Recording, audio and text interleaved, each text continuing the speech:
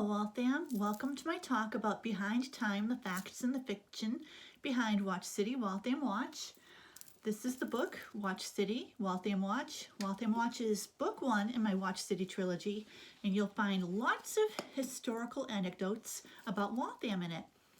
So I'd like to share with you this little talk and all book sales today that you can find me on Amazon or on my webpage.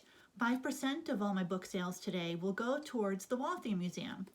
And so that's just a way for me to offer some culture to everybody and to share some interesting facts and a little bit of fiction.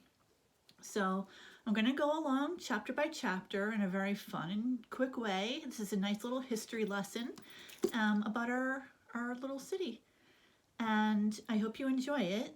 And my webpage that you can purchase from is www.jessicalucci.org, or you can find me on Amazon at Jessica Lucci. So that's Lucci, Lucci. That's my name right there, Jessica Lucci. So that's, again, just a little reminder about how one way we can help our culture right now is by supporting the arts and supporting our local historians and authors and artists. So I first wrote Behind Time, the facts and the fiction of Watch City, Waltham Watch, when I did a talk for the Waltham Historical Society. And I was so pleased to be invited to speak, and that spurred me to write my book with a little bit of the tidbits of my research. I did a lot of research, much of which came from the Waltham Museum, as well as the Charles River Museum of Industry and Innovation, the Telephone Museum. We are so lucky to have so many museums and natural resources, such as I got to go to different forests, Jericho Forest. I got to look and see some trails. And of course, the Watch City Steampunk Festival for a steampunk book. It's always a treat to go, and I learn a lot all the time, every year. And I'll see you there this year. So part of my book takes place, it begins with a train crash.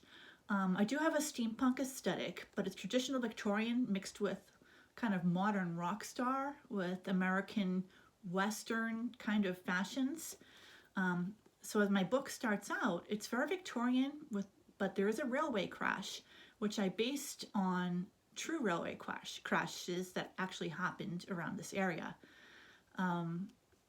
Unfortunately, many people died in those crashes, and in this one too, there were tragedies, but that was something that people back then and in my fiction had to live through.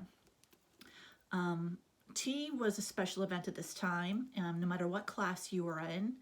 And it started as a fashionable thing, and then it became more of a necessity as people would be hungry throughout the day. There were a lot of class differences at the time, so high tea was reserved for the higher class. That was like more of an ordeal, more of a very fancy tea. Victorian Britain had quite exhaustive etiquette, which did carry over to America, but not as hard. Calling cards were used to invite people over or to try to set up appointments. So instead of texting something like, hey, you want to hang out, we would send calling cards. And you can actually see some of these calling cards, original real ones, at the Gore place. They're on a tray, just like they would be delivered back in the era. So I think that's a treat that we can go to see the Gore place and other historical museums around. Also in my book, as well as calling cards, I depict medical practices that were strange but true in the era. If you've ever seen old Frankenstein movies, those were not actually that far off from the technology used in medical practices that day. We did not have the Waltham Hospital yet, so I was very careful in my timeline because my book takes place in 1884 Waltham. So there's a lot of truth in it, and you'll see from my map right behind me, I take my research seriously. So this map actually maps out the neighborhoods of the time of my book. And the neighborhoods, instead of having real addresses, they would have people's names on their houses. So I know where your ancestors lived if you are not a breezer and you've been here for a few generations. It's really interesting, and if you ever want to learn more about that, just hit me up, message me, or I can talk about more about that another day. So a lot of the information I did get from my research, there's a map room at the Waltham Public Library. Also, the National Archives are a great way to learn interesting facts. I included a story about an orca that is based on a real-life whale story. And I did salinate part of the Charles River, but there actually is part of the Charles River that is salt water. So that's not officially fiction. Nature plays an important part of my book because nature was very important to Americans at this time and very important in Waltham at this time. Illegal immigrant Audubon came to America and shared his science and history and literature and artwork, most importantly, about birds that were newly discovered and new to people in the Western world. So birding was a very popular pastime. It is now also, as is obvious by the Audubon Society. So my main character, Tess, is a bird watcher, and she's reading a book about birds and quite enthralled with it, and I assume it's a book by Audubon himself. Mount Feek is a great place for bird watching here in Waltham, as long as we're very sensitive towards giving any birds, such as eagles we might see, personal space. I have a scene in which my characters take a trail of Algonquin hunters.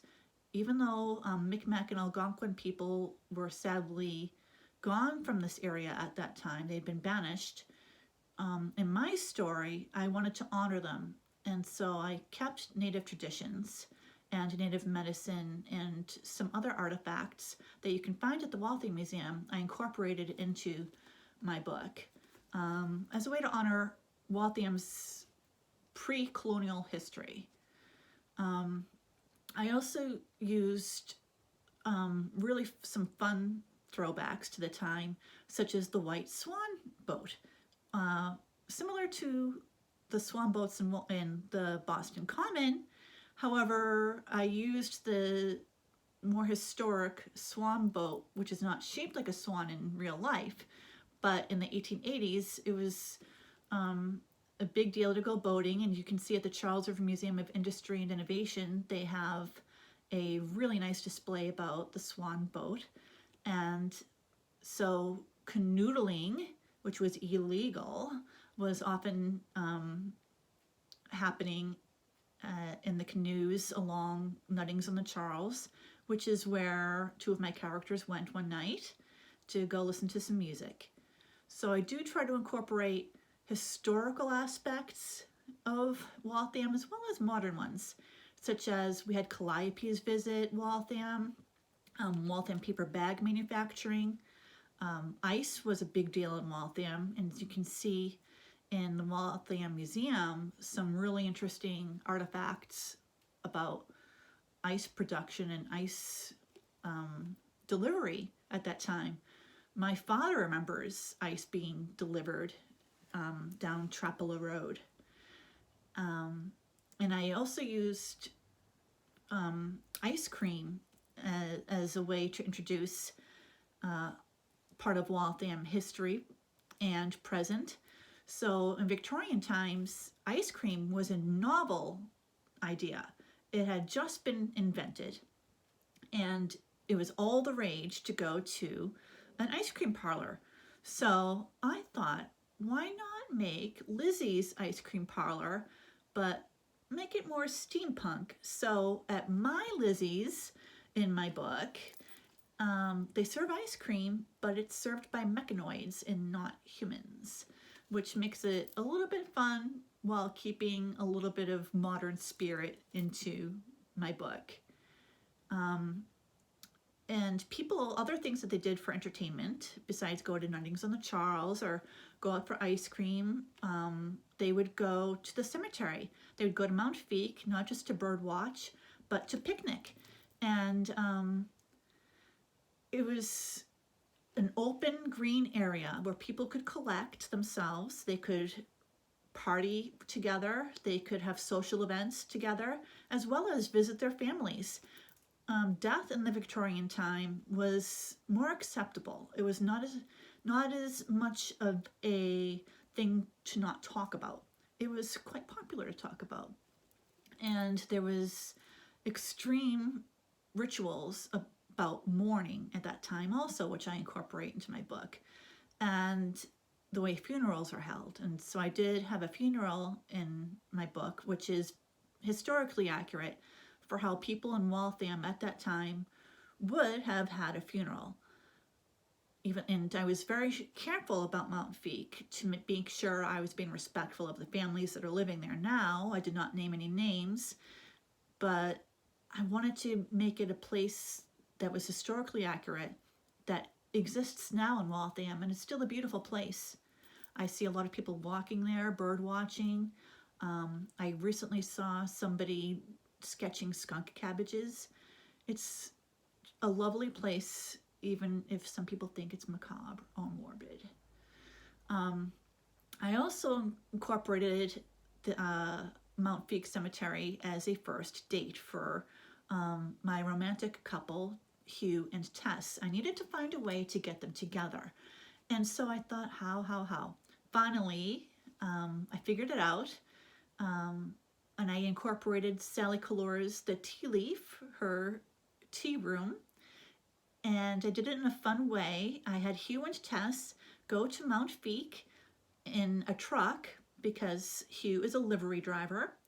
And they go on a picnic, and the tea leaf truck turns into a traveling tea room. So they got to enjoy their tea and their scones, and then go on a lovely romantic walk along Algonquin paths. And I incorporated real nature and the correct terminology for flowers and fruits and vegetables that were ample at that time in Waltham. I also incorporated food a lot in my book in order to show culture. So I incorporated more cultures in my book to make it more modernized, even though everybody in my book goes by many of the rules of American Victorian era.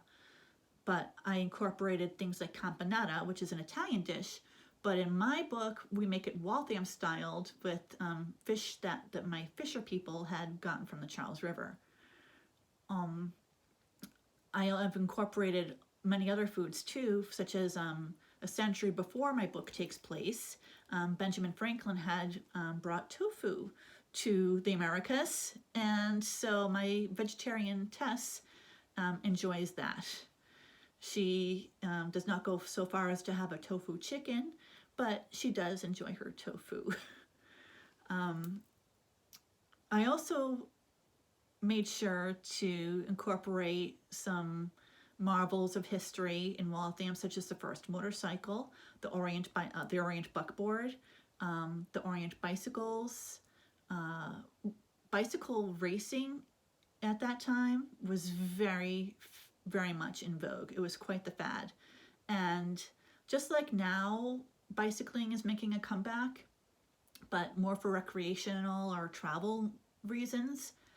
Back in the 1880s in Waltham, there was the bicycle park, which is now Nippermar Park, which is also now being made into this outstandingly gorgeous, incredible playground, and makes me wish I was a kid and could go play on it once it's done.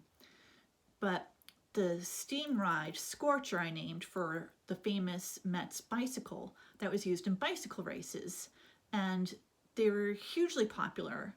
And Waltham set many records and it is famous for its bicycle racing at the bicycle park, which is a playground now. I also took artistic liberties with the designs of some of the Met's creations, but I tried to keep them somewhat historically accurate. But you can see real examples at the Waltham Museum and at the Charles River Museum of Industry and Innovation.